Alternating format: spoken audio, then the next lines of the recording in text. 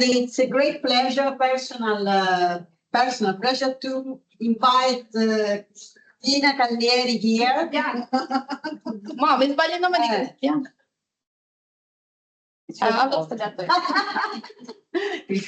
Cristiana. So Cristiana will give a lecture on Picocyanobacteria, but I want to tell few information about her. So Cristiana is at the moment associate senior researcher here at IRSA, where she has been the lead scientist of the aquatic microbial laboratory, for which she directed and coordinates several international projects. She deals mainly, but not only, with the trophic interaction in microbial food chain of subalpine, alpine, and andine lakes in the frame of the organic carbon cycle. In recent years, her research expanded towards the phylogeny, ecophysiology, and biodiversity of freshwater Picocyanobacteria in deep lakes and in the oxinic lake, the Black Sea. She isolated and purified around 100 Synechococcus and Cyanobium strains from lakes all over the world, and also from the Black Sea. Culture collection is deposited here at the Magic, so here at Virsta, and also at Rosta collection in France, and many of the strain has been sequenced for the whole genome. I'm very happy to have Cristiana here because personally, she has been also my supervisor, and I really learned a lot of things. It's really a pleasure to work with her. So I'm very happy you are here, really. And together with Cristiana, Raffaella will be here again. So, but we can use that. Yes. So the design is this. Now Cristiana will give a small lecture, then we make a break, and then we do some practical things. So I will introduce Raffaella together with the practical part, if you don't mind. Practical effect. Okay. Okay. Thank you. Okay.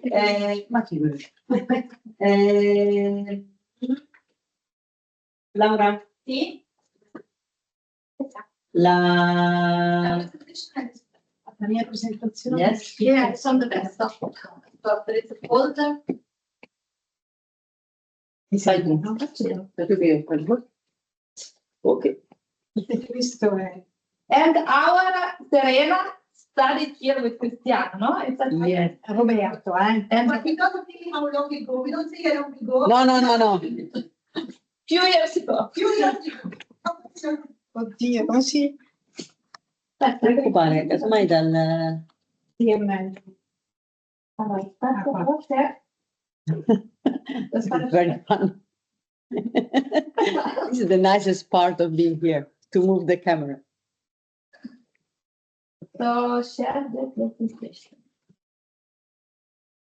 Huh?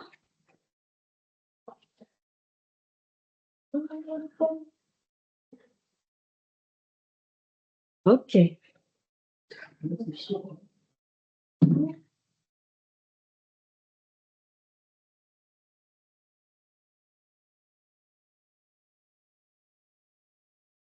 Guarda. Poi riesci a fare Con questo, avanti e indietro e questa qua questo vicino. Ora, So thank you very much to all for the invitation, to Manuela, to Laura, and to other Serena. And so I am happy to give you a short introduction to Picocyanobacteria, because I want you to know better these microorganisms that are not so well known. There are not many strains that have been isolated. So I will show you how to isolate. It's very difficult sometimes. I have some of the strains that are already deposited to Roscoe for now, but anyway. So this short introduction I will give you here is to for like an overview of the ecological importance of these organisms before to enter in the technical part of the isolation. No, doesn't work. Go with Anyway, this. Yes. okay. So Picocyanobacteria are prokaryotes, are aquatic, are ubiquitous, and are important because they do the oxygenic, what I, No, you can leave. sorry, perform the oxygenic photosynthesis. So this is the main characteristic of this small bacteria, because are Picocyanobacteria. They are small, in the range 1 to 2 micron, and are single cell, but also colonial, the small colonial, very small, maximum 50 cells, so are not bloom forming. This is the difference between Picocyanobacteria and microcystis, for example. So I like to call them micro players because they are really very important in all the metabolism, both in the ocean and in the freshwater system. Here, just to give you an idea of how they are so important, this is Prochlorococcus, and this is Synechococcus in the ocean. You can see it's ubiquitous, and so the primary production is very important. Because they can be in the oligotrophic ocean, they can be also 80% of the carbon fixed is due to this microorganism, especially Prochlorococcus. Which is the difference between the Picocyanobacteria in lakes and in the ocean? That actually in the ocean, there is also Prochlorococcus, not present till now. We have not yet found Prochlorococcus in freshwater. So Prochlorococcus contains this divinyl chlorophyll A/B, carotenoids, but lack phycobilisome. The phycobilisomes are so important for Picocyanobacteria, that is Synechococcus or Chanovium are the main two, this genus, more important genus. And so this is the difference between the ocean and the lakes. Marine Synechococcus, these are some of the beautiful color of the culture. Look at this pink, pinkish, yellowish, and so on. This is due to phycoerythrin, different kind of phycoerythrin, phycocyanin, allophycocyanin, all these pigments. And the marine Synechococcus has this PUB, phycourobilin. And this is important pigment, as you can see from the spectra, because it can catch the wavelengths in the blue. Because in the ocean, the prevalent light is in the blue. And if you look in the freshwater Synechococcus, these are some of my strains, the phycourobilin is not present, or practically not present. So this is the main difference in the two.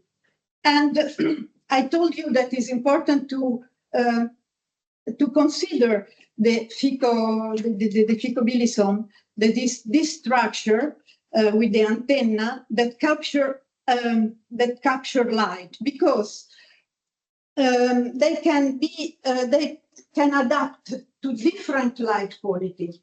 And this is I think, the reason of their success in many different environments, from the coast, so where there is red light prevalent, to the more oligotrophic and deeper water. And in fact, in natural systems, Synechococcus adapt to different light quality niches. Just I reported here this picture because give you an idea of how the pigment can change in relation to the quality of the light inside in the water column. So in the coast, where the prevalence is red light, you can find this Picocyanobacteria that has prevalence of phycocyanin. On the other hand, in the more blue-green light, let's say, you will see this Picocyanobacteria. So then after, we will go to the lab and I will show you in the under the microscope this beautiful picture very similar, I hope. Yeah. But to go to the why to isolate and have this culture, because with this culture, queer culture, you can do the genomic, and the genomic can explain you why some strains can adapt or can very rapidly adapt to different conditions, because we had to remember that there are mobile elements, but only some strains contain these mobile elements and are able to change their pigment composition, okay? And I told you that they are photosynthetic, obviously, but they can also perform mixotrophy in the sense that they have the transporter necessary to take up amino acid, peptides. And so there are many applications on this, especially in marine environment. So they can be found in deep water where there is no light. They have all the machinery to do the photosynthesis, but they are mixotrophic, or they do other metabolism even. For example, here, this paper is very interesting because they found Prochlorococcus in some zone of the ocean when there is a minimum of the oxygen. And so it's very interesting. They have found the Synechococcus in the dark ocean, and we have found the Synechococcus in the anoxic Black Sea. This is very interesting paper, in my opinion, because we actually succeed in isolating Synechococcus from 1,000 meter depth. And we used to do experiment, and probably they survive there doing fermentation or mixotrophy. But they keep the photosynthetic pigments. No, it's very interesting because when you put to light again, they began to produce and to make photosynthesis. So they are very plastic, very interesting organisms. And in fact, we also found this is Lake Maggiore. So I want to show you at least one of our study with in Lake Maggiore, and obviously the higher number are found in the euphotic zone. But look here, this is 100 meter, and we found the Synechococcus there, and also in the deeper part. Few, but there are, and perhaps they are growing. I don't know exactly. So, Cristiana, just a question. You don't have evidence that they are active. You don't have Evidence that are active. Yes, in the deeper part. Active, what means they are photosynthesizing? No, by sure there is no light, but they are light. Probably they are light, otherwise they lose all the pigments. But in any case, we cultured, so they. I am sure that if you bring them to light, they can do photosynthesis. Not yet done. And this is a paper, so a very descriptive paper on the Journal of Limnology, where there is the list for those that are interested, the list of my strain with some characteristic, the picture, the cytogram, and so on, the spectrum. And with this isolates, pure isolates, not axenic, as Christina told, it's very difficult to have an axenic strain, and even not very interesting on my point of view, because it's important. Sometimes the microbiome, it's very important for them to do some activities.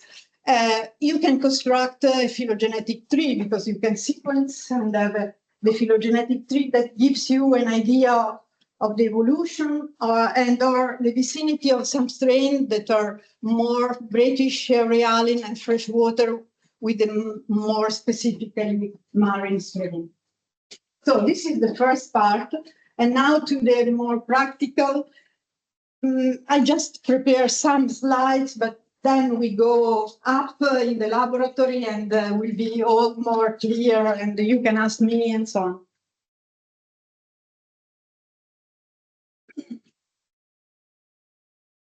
Okay, so I put here a profile. This is the light, the temperature, and this is the number of Picocyanobacteria. In general, they like the low light. Let's say around 20 maximum, 20 micromole per square meter per second. And so in general, in Lake Maggiore, you will find this condition between 10 and 15 meters. So if you are interested in this organism, remember to go to try to see the profile and to sample where they are more abundant and when it is easier to them to grow. So the water sample is taken, and I suggest to use a bottle, a dark bottle. And then I use this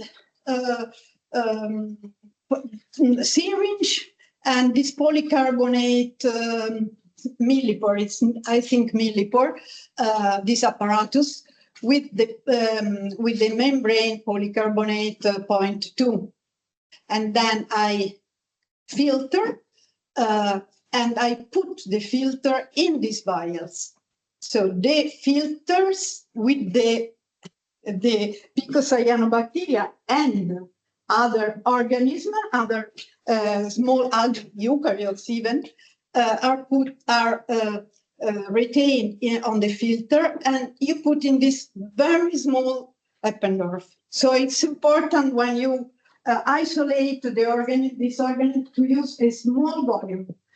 So I use this Eppendorf and I put 1.5 BG11, and I put the cycloheximide because it's an antibiotic that stops the growth of the eukaryotes. So in this case, even the BG11 is specific as media for Picocyanobacteria.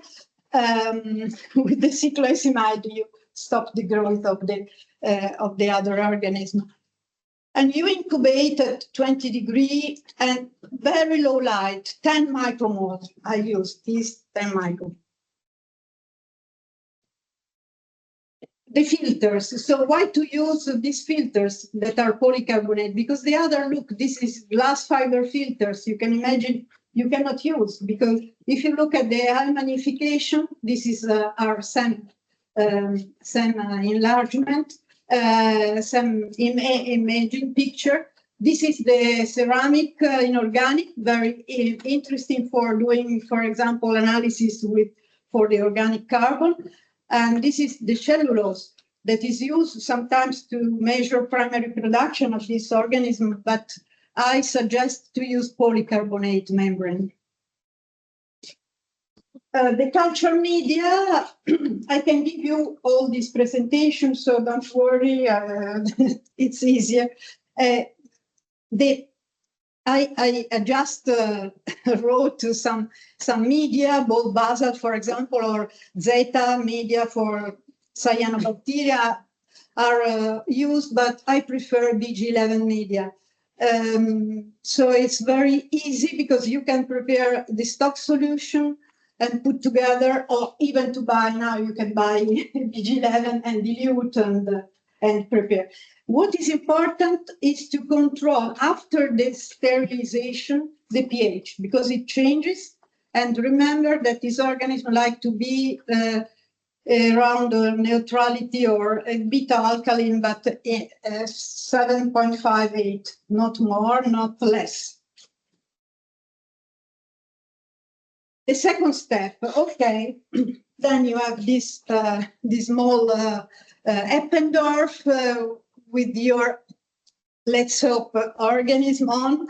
And after 1 week, you remove the membrane, you scroll the organism, and you add in a new, add other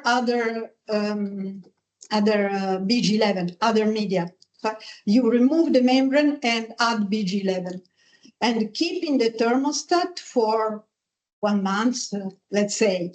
When you see the grow, in the sense the color pink or green, it means that they are growing, but this could last months.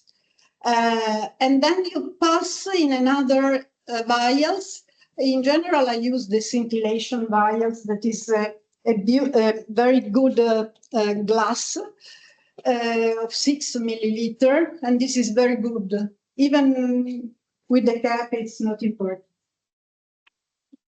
Then the third step, okay, you had to control at the microscope, for example. This is the epifluorescence microscope, so you need to see, to count, to see, to isolate, or whatever. With this organism, you need the epifluorescence microscope.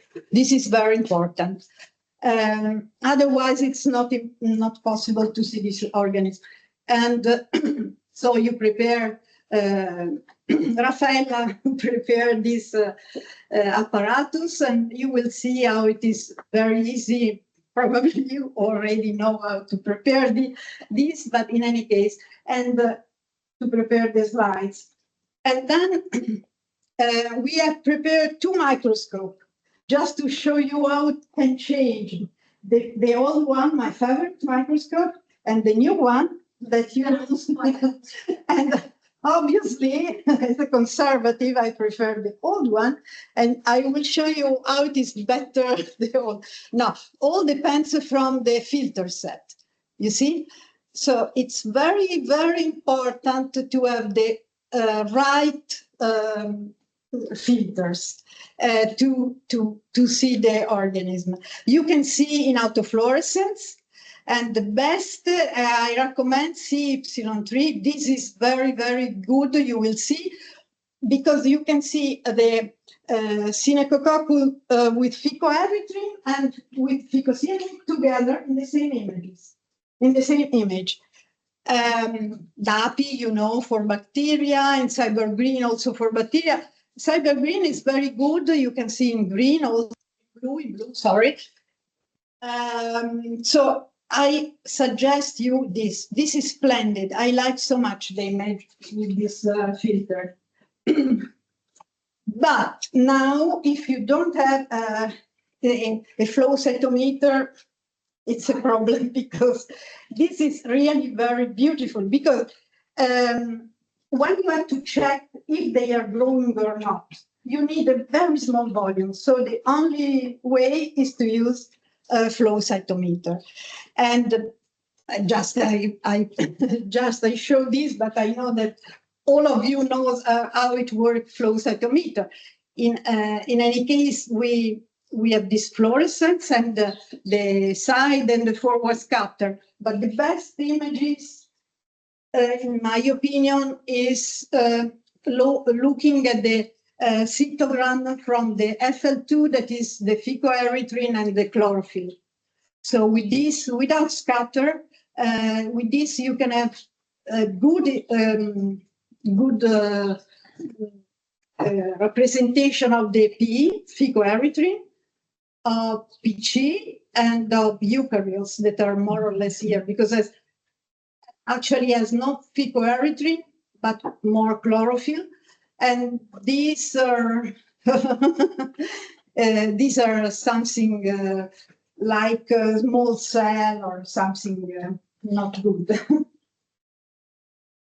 So the Apuri that you will see in the lab today is this one. This is my Apuri, so practically I never use this because I am retired. So now Raffaella used the new one. It's very good in any case,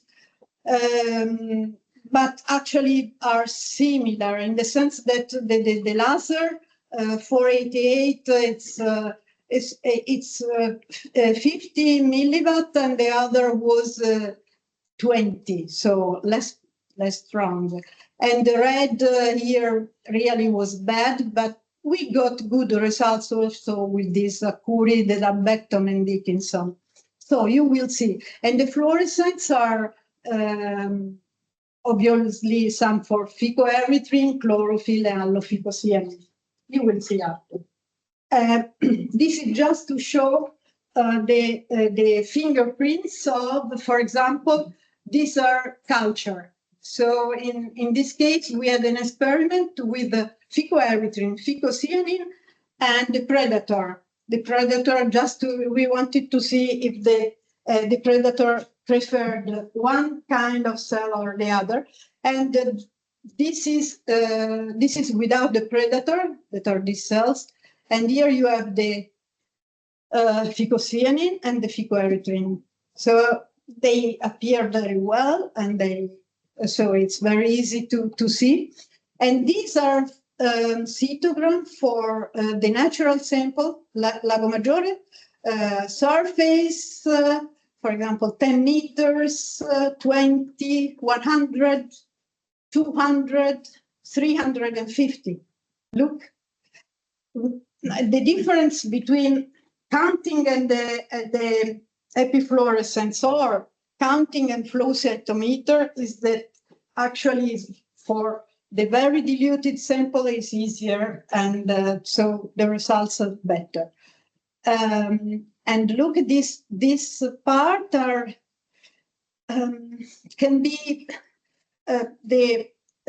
some of the cyanobacteria can form colonies. So actually they are phycoerythrin, but they are bigger.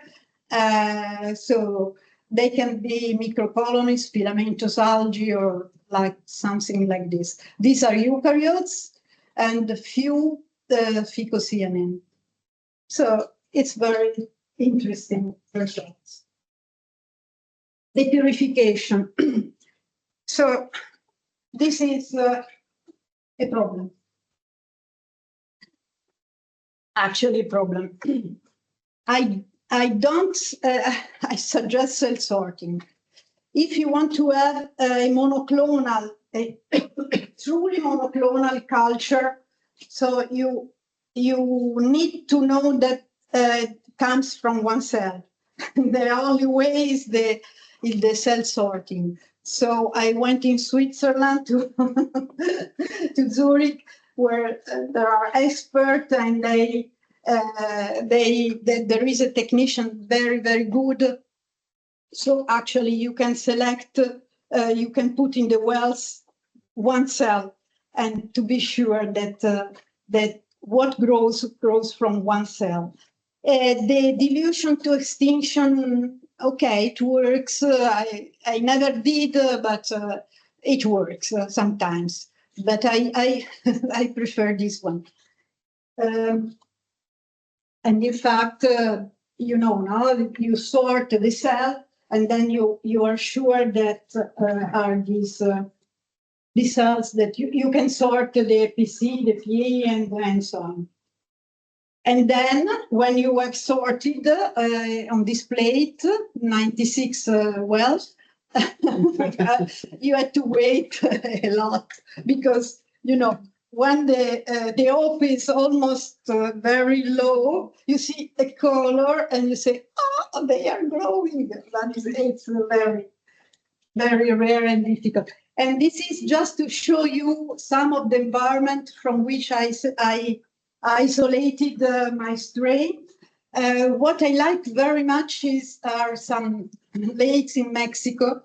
This Atexcac is really a wonderful volcanic lake. And imagine that at a certain point, Picocyanobacteria are millions, and they produce the whiting. So all the carbonate that is in the lake precipitate, and the lake becomes white. Imagine. Wonderful. This from the Azore.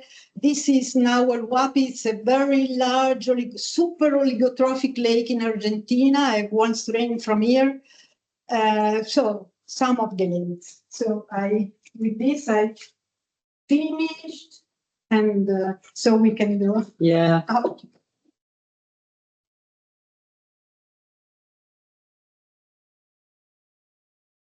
Thank you, Cristiana. Any question apart from how wonderful it was to be the majority of this place? Yeah, and then we can also discuss in the lab. You can ask me something more practical. But if you have some ecological questions and you want to discuss here, please. And here, I think they are all curious to see how it works in the lab, right? Yeah. Yeah. Okay. So Sure. now we are in time? Yeah, perfectly. Yes. So we can have a small break and then the logistic is that we So we will divide into two groups. I don't know, like